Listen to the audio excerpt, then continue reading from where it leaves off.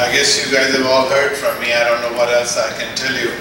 I'll just give you a brief introduction about our two main chief guests, our two main speakers today, and then maybe give you a little bit of history about my relationship, my friendship with Congressman Sherman. First of all, it's my distinct honor to introduce Jalal Mehmood Shah. I'm sure he does not need any introduction, but for those of you who are not from Sindh, you might need to know that he comes from one of the most distinguished families that Sindh has known. His grandfather, Saint James Sayed, was one of the greatest thinkers, politicians, leaders that Sindh has produced in the last century or so. Unfortunately, Saint James Sayed spent most of his life either being interned in his house or in jail, struggling for what he believed in. He was a true prisoner of conscience. And just to give a little bit of history, Saint James Sayed was actually one of the closest allies of Quaid-e-Azam when the whole thing was moving, with the Pakistan movement. But then he came to a point where he realized that what he was struggling for was not the right cause. And people may disagree with that, but I think the greatest quality of James Sayed that I have always admired was the fact that he had the courage to admit that he may not have been right, and that he stood for what he believed at a certain point in his life to be the right principles. And that legacy has lived on. And now we have Saint Jalal Mehmood Shah, who is the president of Sindhi United Party. And I will let him speak as to what they are trying to do with all the struggles, the new dynamics that have been created in the last 50 years or so. But he will talk later. I think it's going to be before, and then we'll have Congressman Sherman come and share his thoughts. And whatever is going to give you a more detailed ideas of what Congressman Sherman has done for Sindh and Sindhis. I just at a personal level, I've known Congressman since 2009, I think, which was the first inaugural meeting dinner of SAPAC, Sindhi American Political Action Committee we had. And I've related this story before, but I'm going to relate it again. And it was, we just started a political action committee. There were very few of us in Washington, D.C. I don't think anybody in Washington, D.C. even knew what the Sindhis were. So we were looking for some members in the Congress who would be willing to just come to our dinner and speak. Or not even speak, just come there to listen to what we had to say. And I'm not sure how it happened, but it happened. And Congressman will let you know what brought him to Sindh, and I think it was his own family connections. But he'll talk about that. But so Congressman came to our inaugural session. I think he came a little late. There was a point in that evening where we thought he wouldn't show up, but he did. And when he stayed there, he was the last person to leave. He was there almost till midnight. There were so many questions that were asked of him. He listened to everybody. He answered all the questions. And since then, I cannot think of another advocate for Sindh in the last 9-8 years than Congressman Sherman. And what he has done for Sindh. Just to give you some idea of what has happened in Sindh and how Congressman is directly and indirectly responsible for that. I don't know how many of you know, but the U.S. Consulate in Karachi now has a website that is in Sindhi. And that was purely because of Congressman Sherman. Congressman just asked, you wanted facts and figures about how much money what. Man of the day, Mr. Sherman, Senior Congressman, Dr. Maqbool Halepota,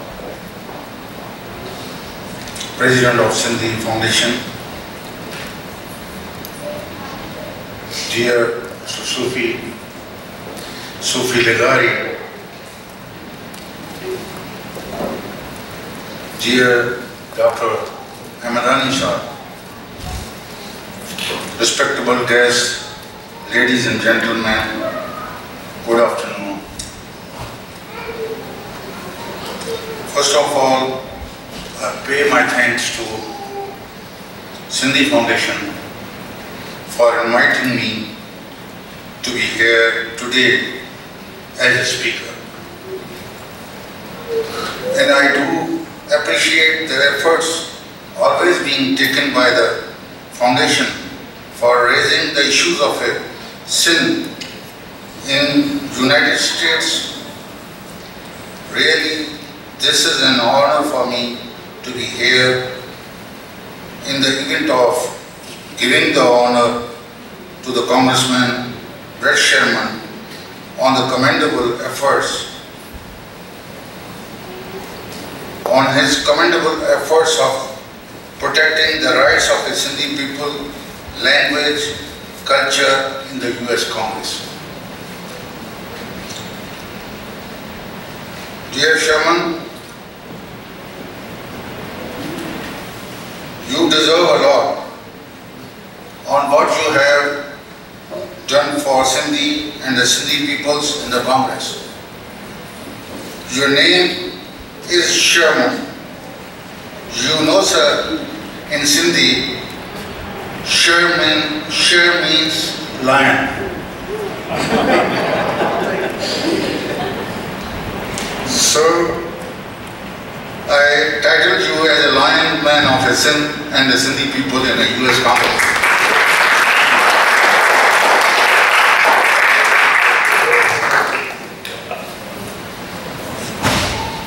Really, you are so brave, vocal and vigilant to raise the questions of every issue of itself.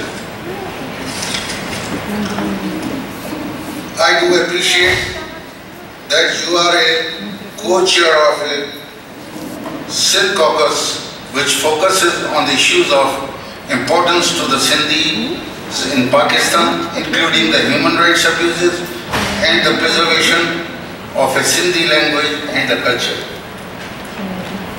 Dear sir, your questions raised in the Congress, letters to the Pakistan government and speeches on the rights of a Sindh are very much important and have a significant impact. If today Sindhi program is run on the Voice of America, I am very much sure that it is all because of your voice in the Congress for the Sindhi language.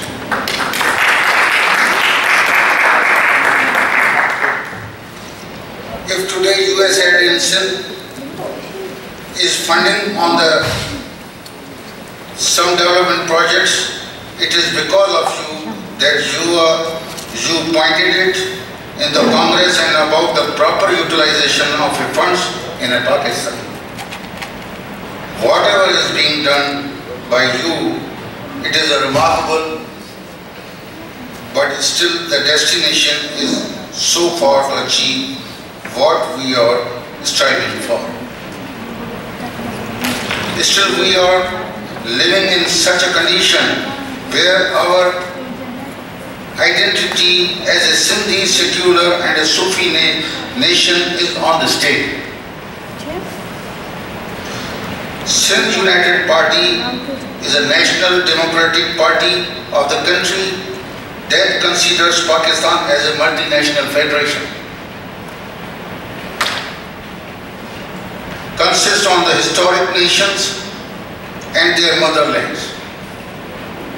Our party is reformist in its political ideology and firmly believe in the non-violence, tolerance and peaceful coexistence.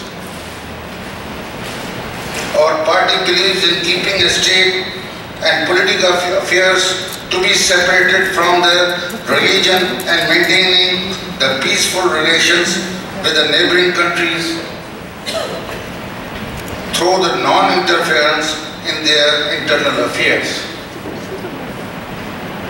Pursuing the historical and cultural and civilized traditions of a Indus civilization,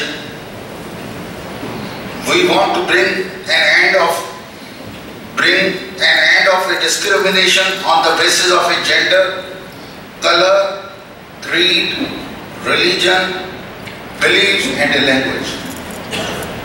We respect the human dignity and freedom of an individual rights of live and let to live.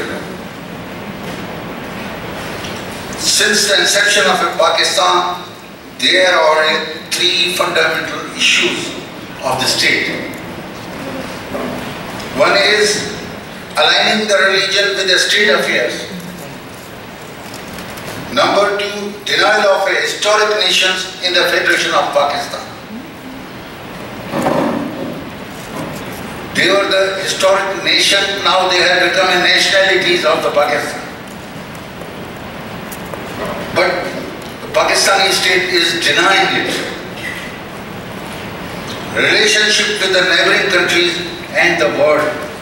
Third issue is that. So the solution must be pursued around these issues.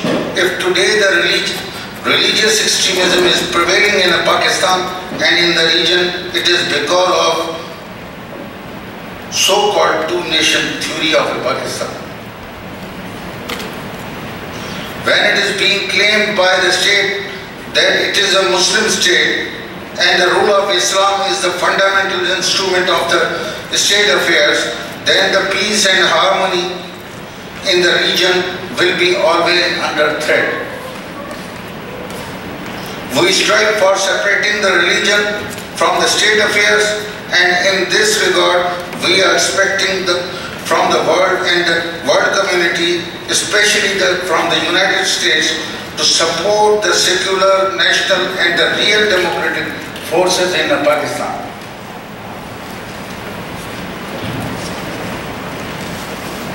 We demanded and created the Pakistan as a federation consist of historic nationalities. But since its formation, the national identity of the federating units was denied. By force, it is imposed to accept the national identity as a single Pakistani nation. We believe that without harmonizing the common interest, we cannot become one nation. At present, the national interest of each nationality in the Federation of Pakistan is in conflict with the interest and claim the national interest of Pakistan. Until and unless the national interests of the historic nations are not admired and safeguarded, the true look of a federation cannot be viewed. So we demand from the world community to support the secular and the national and the real democratic forces in Pakistan for their autonomous national identity in the Federation of Pakistan. Unnecessary involvement in the internal affairs of neighboring countries has created security problems in the region. We believe that Pakistan should maintain good relations with the other neighboring countries, particularly Afghanistan and India, through non-interference in their internal affairs. This will reduce the tension on the borders and defuse on the border and defense budget. The funds so saved shall be spent on the development of a country to bring about the peace, progress and the prosperity. Once again, I am thankful to Sindhi Foundation and our chief guest, Mr. Sherman,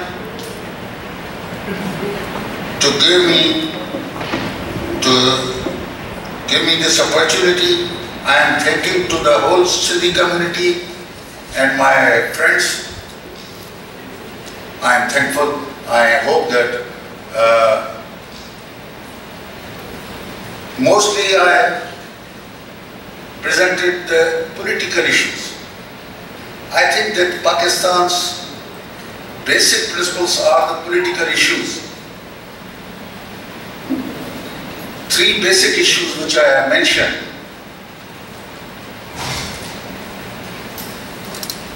Once again, I want to repeat it again. One is aligning the religion with the state affairs. Second is the denial of historic nations in the Federation of Pakistan. Sindhis, Punjabis, Pashtuns, Baloch, they are the historic nationalities of Pakistan. Relationship with the neighboring countries and the world community, we must realize that how to live in the world and in the with the neighboring countries. So these are our fundamental issues which since the Pakistan is created, these three problems have not been solved because of the state policies. Thank you once again.